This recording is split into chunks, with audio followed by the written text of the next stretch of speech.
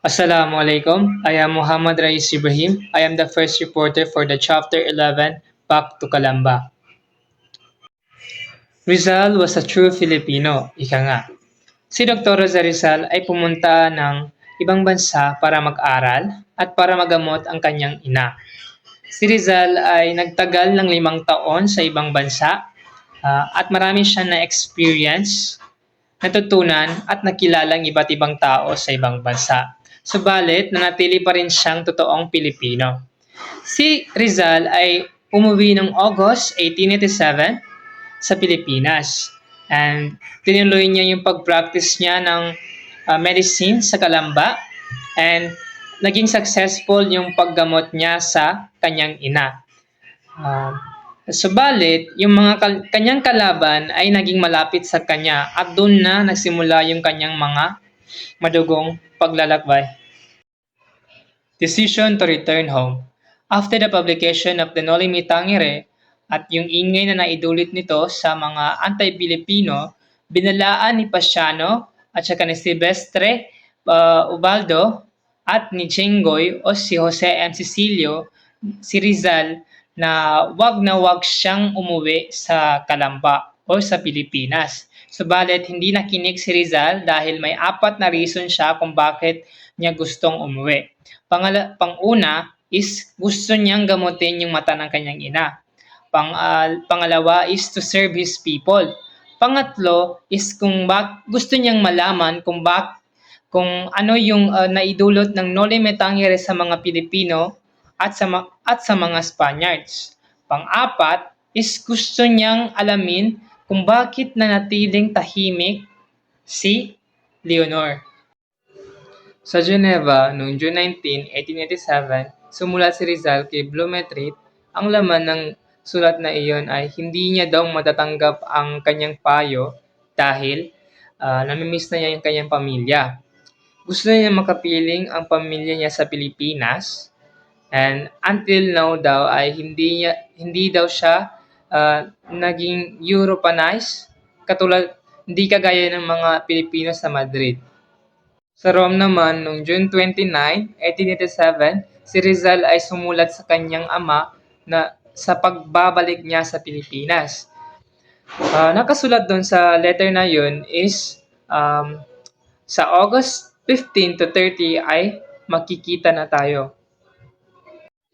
Delightful trip to Manila. Tuluyan nang umalis si Rizal sa Rome sa pamamagitan ng pagsakay ng tren patungong Marseilles. Noong July 3, 1887, nakasakay si Rizal ng steamer. Ang pangalan ng steamer na yun ay Gemna. The same steamer na nagdala sa kanya sa Europe 5 years ago.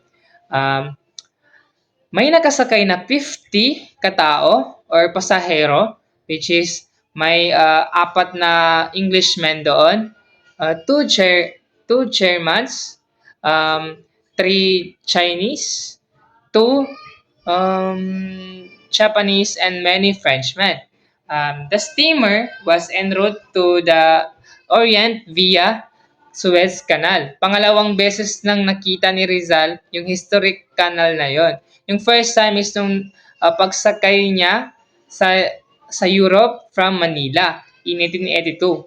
Sa Saigon, noong July 30, lumipat siya sa another steamer which is, ang pangalan ng steamer na yun is Haiphong, which was papuntang Manila. Arrival in Manila. Yung pag-travel ni Rizal from Saigon to Manila was pleasant, which is maganda yung na-experience niya during those travel, and nagkaroon siya ng peace of mind. Ang August 3 was full moon, which is nakatulog siya ng buong gabi at nakatulog siya ng payapa. Ang August 6 naman is yung arrival niya sa Manila. Let's proceed sa happy homecoming. Noong August 8 ay nakarating na siya sa Calamba. Ni-welcome siya ng kanyang pamilya ng buong buo at naiyak na lang sila sa tuwa. Si Rizal ay sumulat ulit kay Blumentritt. Ang laman ng sulat na iyon ay ibinahagi niya ang kanyang na-experience at nararamdaman nung nakauwi siya sa kanyang pamilya at kung paano siya ini-welcome ng kanyang pamilya. Sa Calamba ay nagpatayo siya ng medical clinic. Ang unang operasyon niya doon ay yung paggamot niya sa mata ng kanyang ina, which is may katarata si Theodora. Dahil sa ginawa niyang yon ay naging maingay ang kanyang pangalan sa Calamba at natawag siyang Doktor Uliman.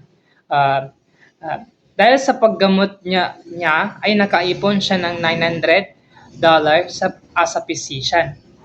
Kahit napaka-successful ni Rizal as a physician, hindi niya pinabayaan ang ating kababayan at nagpatayo siya ng gymnasium para sa mga kabataan and uh, uh, ipinakilala niya yung European sports sa atin. For 6 months na pagstay niya sa Calamba, si Rizal ay nakaranas ng pagkabigo. Di ba may apat na reason kung bakit gusto niyang umuwi? Yung pangapat doon is yung si Leonor, which is sinubukan niyang pumunta sa Dagupan, subalit pinigilan siya ng kanyang mga magulang dahil alam nila na ayaw sa kanya ng nanay ni Leonor. Dahil dito,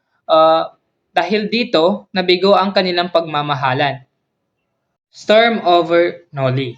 Habang namumuhay siya ng payapa sa Calamba ay hindi pa rin siya tinigilan ng mga kanyang kaaway. Particularly yung mga praile na tinutugis yung ginawa niyang nobela na Noli.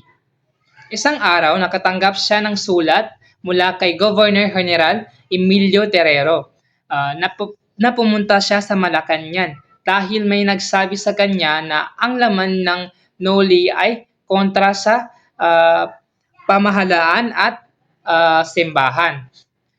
Si Rizal ay itinanggi niya na mali yung paratang sa kanyang nobela dahil mabait si Governor ay naniwala siya at gusto niyang humingi ng copy kay Rizal about sa Noli, kaso naubusan si Rizal ng copy. But nag-promise si Rizal na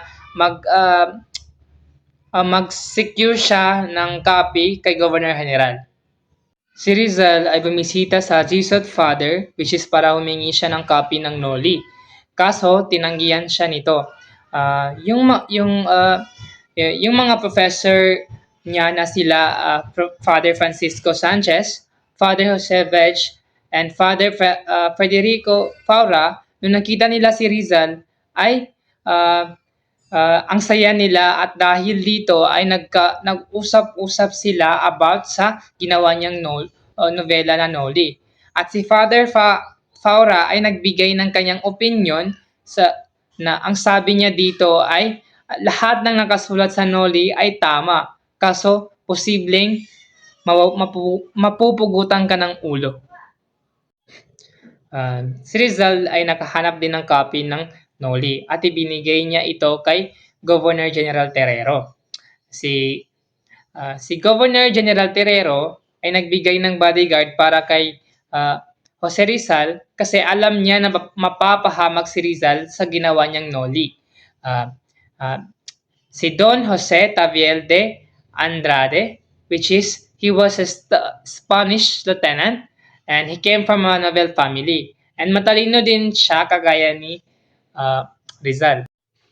Binasa ni Governor General Terrero yung Noli at wala siyang nakita o nabasang mali sa nakasulat dito. Subalit yung mga kalaban ni Rizal na tao is mga makapangyarihang tao, kagaya ng praile sa Manila. Si Messenger Pedro Payo Adomican ay nagbigay ng copy ng Noli kay Father Rector Gregorio Echevarria of the UST para masuri ng mga committee ito. Si Governor General Terrero ay hindi naniwala sa report ng Domicans dahil alam niya na ang Domicans ay kontra sa kay Rizal. Kaya nagdesisyon siyang magbigay o ipinadala niya yung kopya ng Noli sa Permanent Commission of Censorship, which was composed of priests and laymen. So dito, pinangunahan nito ni Father Salvador Font na isang Augustinian kura ng Tondo.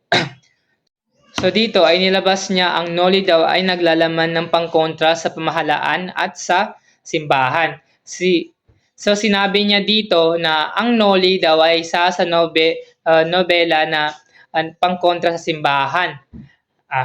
Sinabi niya dito na ang nakasulat dito ay isang scandalous at naglalaman ng pahayag na pangkontra sa Biblia. Dahil nga dito, ipinagbawal ni Father Salvador Font na basahin ng mga Pilipino ang Noli. At kung sino daw yung mahuli na basahin ng Noli ay maaari silang mapahamak. Subalit, hindi nagpatinag ang mga Pilipino at mas pinili nilang basahin ang Noli. Dahil dito, hindi sila pinabayahan ni Governor General Terrero, hindi niya hinayaan na mapahamak ang mga Pilipino. Dahil dito, mas maraming mga Pilipino ang nakabasa ng Noli. Attacker of the Noli, ang war between Noli at mga anti-Filipinos. Si Father Salvador Font ang nanguna sa pagkontra ng Noli. Nagpadala siya ng report at naglalaman ito ng kanyang critic, which is patungkol sa Noli. Another Agustinian friar, si Father Jose Rodriguez, a friar of Guadalupe. Published in 1898, a pamphlet entitled Ingat Kayo, which mean mag-ingat, which is attack the Noli and warning ito sa mga mangbabasa na if mabasa nila yung Noli ay magkakasala sila. Another attacker of the Noli was the Spanish writer, si Vicente Barrantes. His bitter criticism sa Noli was published in Madrid newspaper sa La España Moderna in January 1890. The first question of the storm over na Noli is nakarating dahil sa ingay ng Noli is nakarating na siya sa session hall of the Spanish courts. Two Spanish senators, Vida and Pando, attacked the novel Noli during the parliamentary debates. A member of the lower house of the Spanish Cortes, General Salamanca, also came out against the Noli. Yun lamang po. Maraming salamat.